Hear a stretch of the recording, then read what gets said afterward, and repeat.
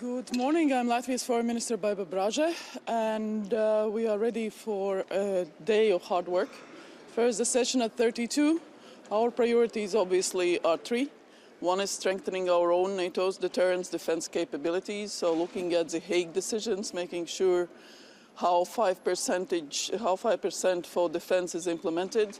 In our case, for the next year's budget, we have that confirmed. Hardcore defense capabilities, so not some foggy stuff, and we'll make sure also that our defense forces get what they need. On top of that, we are strengthening our internal security, security services, resilience of society, critical infrastructure, so on and so forth.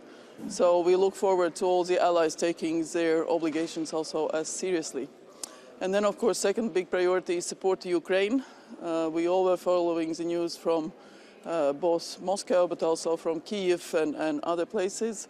So nobody should be trying to get results through the so-called peace talks that they can get on the warfield, on the battlefield. And that is what Russia is trying. Russia is trying to undermine the US standing in the world. Russia is trying to split NATO, and they are trying to get it through these so-called peace talks. Ukraine deserves a peace that is just, peace that is long-lasting. So we stand by Ukraine. We will continue supporting Ukraine. We provide about 1% of GDP, if not more, for Ukraine's assistance. So we'll continue doing that. And third big priority is constraining Russia, because our problem is Russia. It's not Ukraine. For NATO, we have defined Russia as the most serious threat for Allied security and Euro-Atlantic security. That means that we have to take measures to weaken Russia. Weaken economy, making sure that sanctions work, making sure our deterrence is strong, and Russia doesn't get either money or technology for its battlefield. Overall, it's working, this approach. It takes time, but we are seeing it has effect on Russian economy. Should allies take preemptive measures to combat the kind of hybrid attacks we're seeing from Russia? There are things that are better done and not said, because cyber offensive capabilities, allies have cyber offensive capabilities, and if necessary they can be employed, but nobody's going to talk about it loudly. Yesterday he would be ready to go at war to Europe if necessary. What do you make of such comments? I would advise nobody to listen to Russian propaganda and disinformation. Putin has set his red lines before the war, during the war, and changed it, and that's what he has been saying. Our task is to make sure that we as allies, as NATO, are as strong as we have been. We have maintained peace. The KPI for NATO is peace in Euro-Atlantic area, and we have maintained that since the establishment of NATO in 1949. So that is our task, and that's what we will be doing. Today is the first time in 22 years that a U.S. Secretary of State is not at this meeting. The last time was Colin Powell in 2003. What message does this send from the Americans that Marco Rubio is not here today? We have all spoken and met Marco Rubio quite a number of times since he entered the post.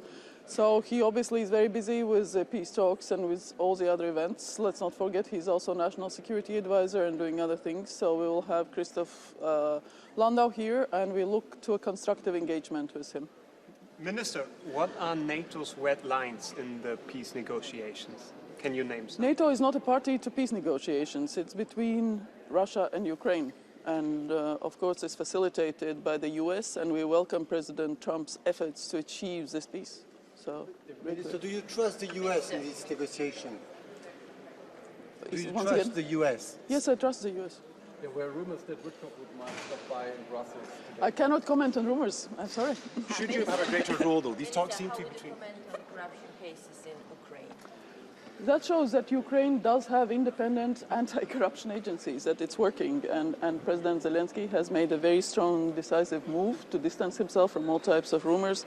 So we welcome this. Unlike in some other countries, it's working. It's working. It's a democracy with strong institutions. I thank you.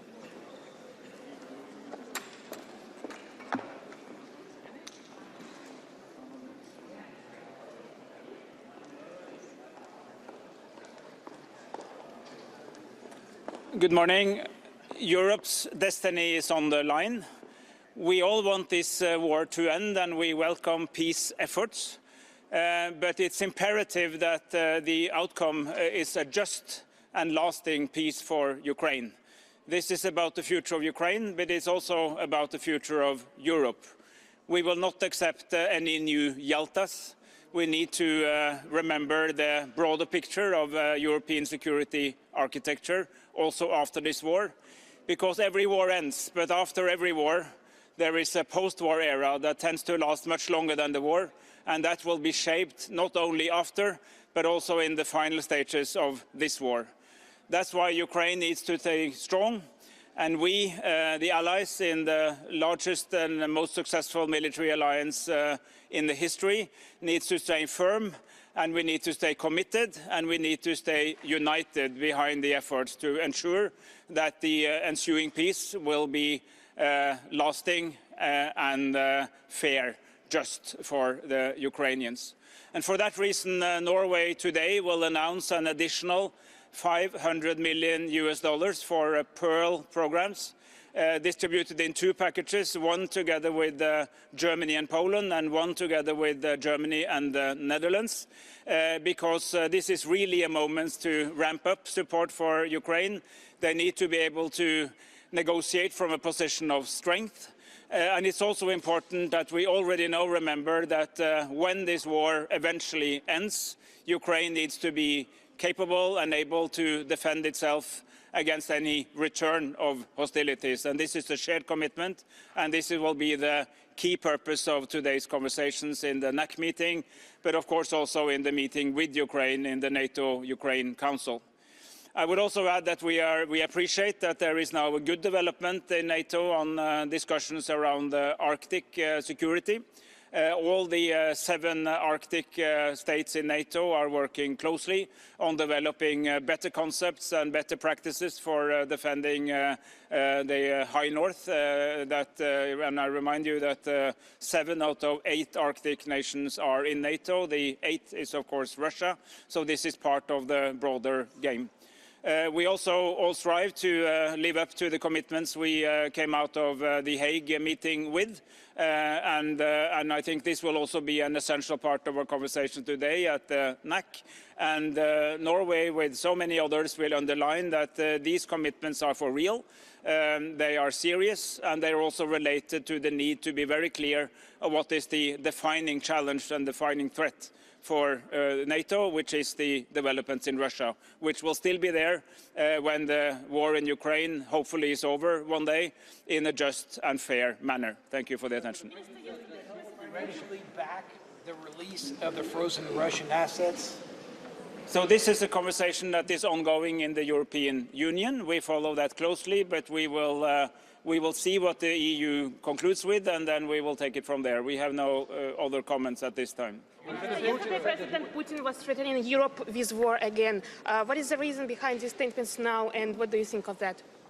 Well, if you want Putin's reasoning, you need to ask him. NATO doesn't want war with anybody, but we have been prepared for 76 years. In the 76 years of NATO's existence, no other state has ever attacked a NATO country, and that is because we are always prepared to defend ourselves in the strongest military alliance in history. So I would advise against, but I can assure you that nobody here is seeking a war with Russia, but we are always prepared to defend our territory and our citizens with extremely capable force. Yesterday, involvement of European side during these negotiations. How important is for you and for your country? It's absolutely imperative. This is a war in Europe, as we keep saying. Nothing about Ukraine without Ukraine, but nothing about Europe without Europe, because this war happens in our continent. It's the first interstate war for 80 years on our own continent, and the outcome of this war will shape the new post-war era of Europe. Will be the post-Ukraine war era, and of course Europe has to be part in defining that. One last question. But how sure are you that the US is taking European interests into account seriously? Well, this is exactly why we are here in NATO with the United States, with our allies, to make sure that we stand committed, firm and united, because this is in our shared transatlantic interest. It's in the interest of us Europeans, and it's in the interest of our North American friends, Canada and the United States, to stay united in a world that is increasingly challenging. This is a continuous conversation, but I'm optimistic that this meeting will contribute in a good direction. Thank you.